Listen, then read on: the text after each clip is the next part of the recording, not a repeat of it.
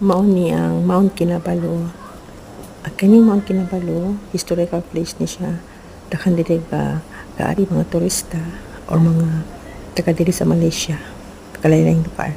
So kaning lugar bugnaw kay ni siya. So kani nga lugar dili tanan nga mga homestay nga pwede nimo siya makita. So kami nakatumong mi og homestay nga bisan na ako sa akong kwarto, iabi lang ako akong portahan mao ni ako makita sa akong pagtulog, sa akong pagmata. Naasa kong atubangan ang Mount Kinabalu. So diri very tugnaw ang hangin, fresh air na siya, inhale kag fresh air nga mapili mo ang kapresko sa paligid. Kasi natural ang kabugnaw niya. Ug diri na kay peace of mind. So diri dindot kay diri magbakasyon ka dinhi dala ang pamilya. Kasi diri na kay peace of mind. Presko tanan ang mga gulay, tanan ang palibot clean and green, wala kay makita, wala kay malungog nga mga langas.